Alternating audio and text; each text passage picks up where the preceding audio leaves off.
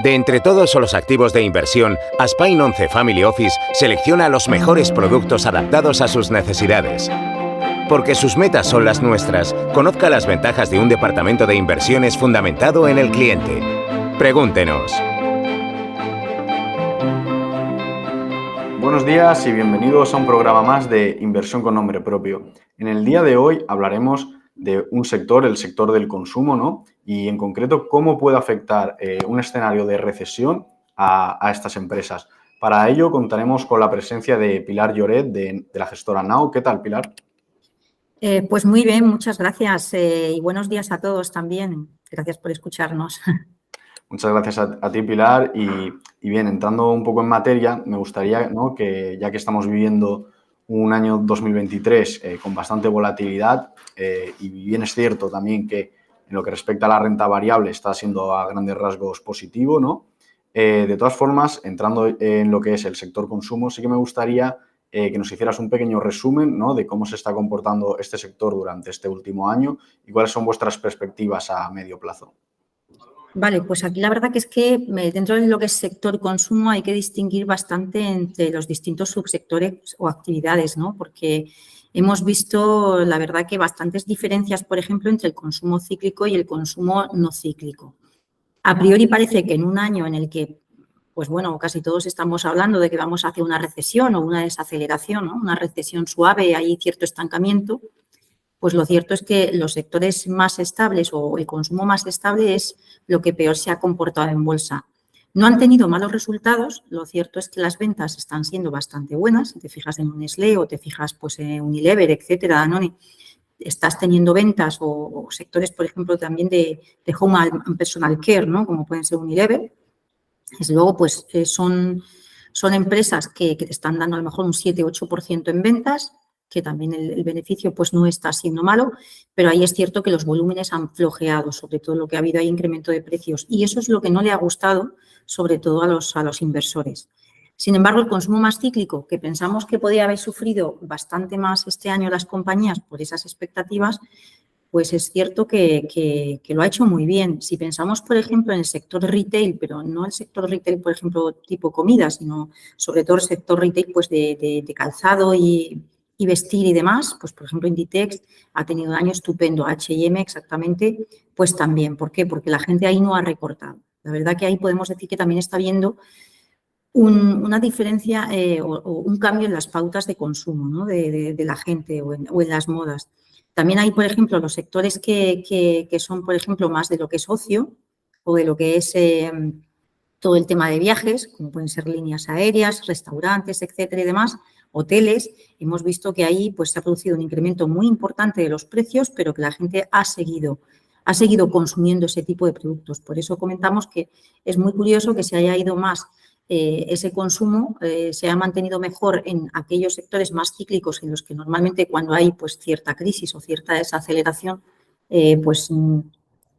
normalmente no funcionan tan bien o la gente suele mirar más y consumir menos y, sin embargo, en el consumo estable o en comida, pues normalmente la gente es lo que suele preservar más dentro de su cesta de la compra, pero es cierto que ha sido así y esto, pues sobre todo también, por lo que estamos comentando, una diferencia en las pautas de consumo, principalmente hemos ido cambiando. Ahora el ocio para todos nosotros es muy importante, la gente sigue teniendo trabajo y lo han sido manteniendo. Ahí, por ejemplo, el sector coches, también autos en general, también han tenido mayores ventas, si bien también ha sido por el tema precios, ya veremos.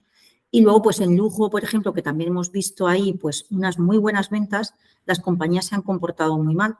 Y esto viene como consecuencia más que nada de la desaceleración que se prevé en China, o que, bueno, China no está funcionando exactamente como pensábamos, está creciendo algo menos, y la desaceleración, cierta desaceleración también en el consumo de Estados Unidos. En general ya ha sido un comportamiento bastante anómalo, en general respecto de a lo mejor de otras crisis. Gracias, Pilar. Como bien comentabas, ¿no?, un poco paradójico que en esta situación se estén reduciendo quizás el gasto en un consumo más defensivo en lugar del consumo cíclico, ¿no? Al final están dando más importancia a los consumidores al ocio, como bien decías, que a sectores más defensivos. En ese sentido, ¿no? Bueno, y hablando un poco ahora de política monetaria, llevamos 2 años prácticamente donde la política monetaria está siendo contractiva por parte de los principales bancos centrales. Esto ha acaparado la atención de los inversores, como es lógico, si bien ahora que parece que hemos llegado o estamos cerca del techo en las subidas de tipos, son quizás las expectativas de recesión lo que mueve los mercados. En este sentido, ¿veis factible la posibilidad de una recesión? ¿Cómo puede afectar este escenario a las empresas de consumo?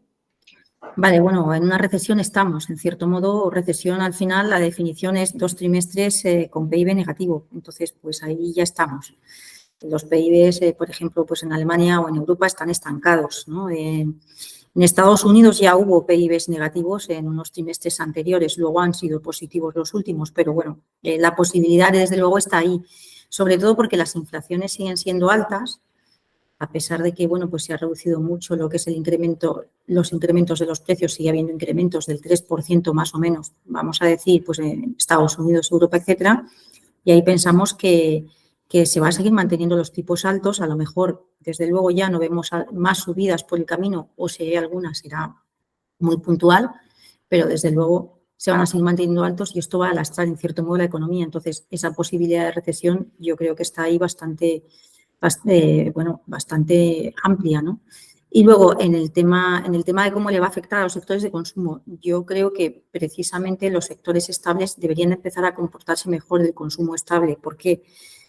Pues porque, bueno, los números no están siendo malos, los volúmenes ya se les están estabilizando, no están cayendo tanto en volumen y luego, aparte de esto, los márgenes empiezan a ser buenos. ¿Por qué? Porque el año anterior habían tenido problemas con el aprovisionamiento de materias primas a precios muy altos, ahora las materias primas también están bajando.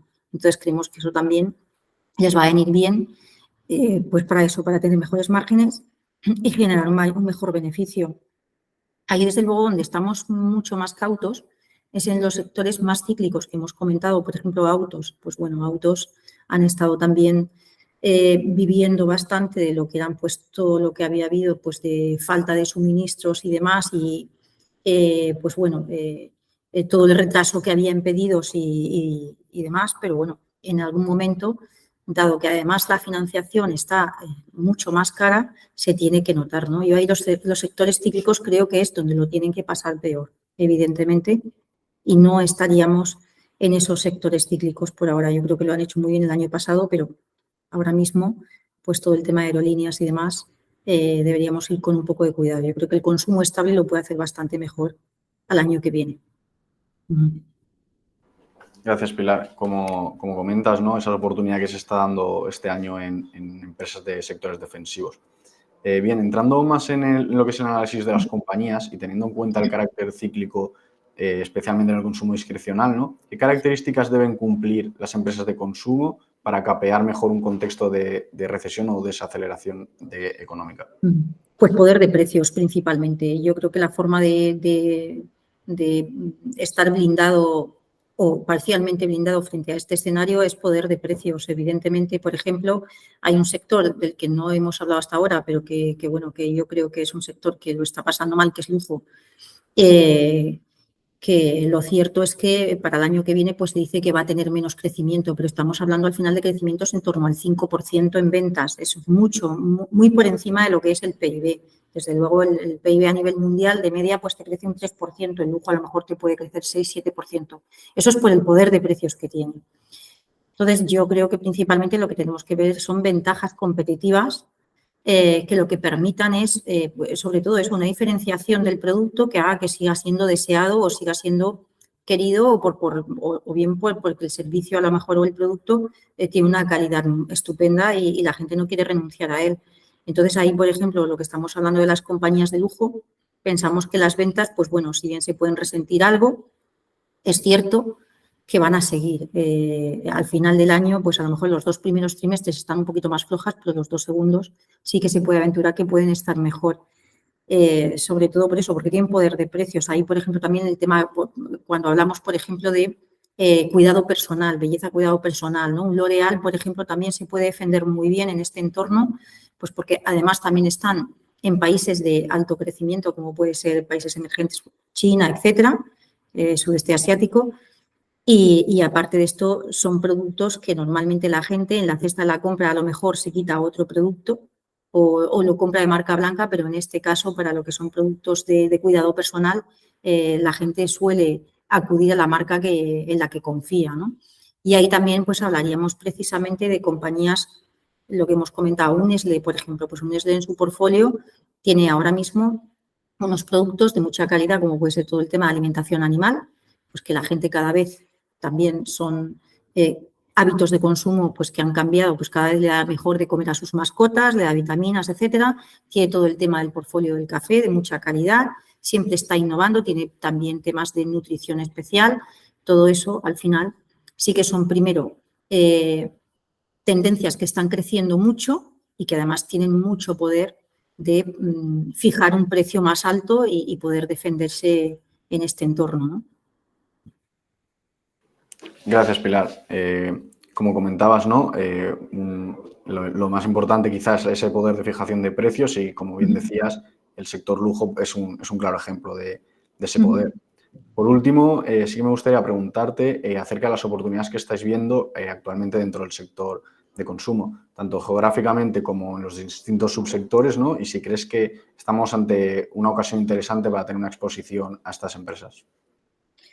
Vale, pues geográficamente muchas de las empresas que tenemos de consumo están muy volcadas a lo que es la parte también de los mercados emergentes. Estamos diciendo, por ejemplo, que China a lo mejor crece menos de lo que esperábamos, pero sigue creciendo al 4,9, 5%. 5,5 creo que se esperaba para el año que viene. Entonces, sobre todo, nos volcaríamos en esas compañías que además ahí están viniendo bastante, porque el consumo tampoco está tan resentido y, desde luego, yo creo que hemos contestado un poco con estas preguntas ya a ello. Por ejemplo, el sector lujo sí que estamos viendo oportunidad, creo que hay que ir posicionándose en los próximos 2 trimestres. En compañías, eso sí, muy diversificadas. Nosotros aquí, por ejemplo, el tema de Louis Vuitton, o muy defensivas, como es el tema de Hermès, pero Louis Vuitton sobre todo porque Hermès está más cara. Louis Vuitton, luego Moncler también por el tema de que puede incrementar bastante los precios. Ahí, por ejemplo, nos gusta menos Kering, pues porque pensamos que no está diversificada ni en negocios ni en marcas, ¿no? Entonces, Louis Vuitton, por ejemplo, es el claro ejemplo de la compañía que consideramos ahora mismo que tiene un precio razonable y que además está muy diversificada. Luego, creemos que también hay una oportunidad muy grande en compañías como Nestlé, Unilever o Henkel, que se han quedado muy atrás, no del año pasado, sino el anterior también, pues porque, bueno, los márgenes se vieron dañados por ese incremento de los precios de materia prima que ahora les está revirtiendo y se está convirtiendo en mejora de margen. Entonces, ahí pensamos que también es una oportunidad. Y luego, no hay que perder el foco, por ejemplo, dentro de lo que es retail, pues, como hemos dicho, más de ropa y demás. Ahí, por ejemplo, nos sigue gustando mucho Inditex. Pensamos que su posicionamiento en precios es muy bueno, mucho mejor que el de cualquier otra compañía, pues que a lo mejor va más al segmento de más bajo coste, con una calidad que el cliente pues la suele apreciar y tiene un poder de fijación de precios ahí importante. Se vio el año pasado que Inditex, por ejemplo, con todo lo que era el incremento de materias primas, pudo perfectamente subir los precios pues de media un 10% y no se vieron afectados los márgenes para nada. Entonces, ahí creemos que la compañía tiene un poder importante respecto a los clientes. Una relación calidad-precio del producto muy buena, que la gente lo suele reconocer, y todavía está en un posicionamiento en precio que nadie no tiene competidores, por así decirlo. Mucho más abajo pues pueden estar Primark, puede estar H&M, etcétera. Y luego, mucho más arriba ya están las compañías de lujo, lujo aspiracional y luego lujo, pues que en cierto modo pues no tienen ahí en la parte que ellos están de precios, no tienen competencia. Gracias, Pilar, por acercarnos un poco más a este sector que, como hemos visto, cuenta con grandes oportunidades en el momento actual y, sobre todo, por estar hoy aquí con nosotros. Muchas gracias. Pues nada, a vosotros, muchas gracias. Un saludo. Y que tengáis un buen día. Venga, adiós.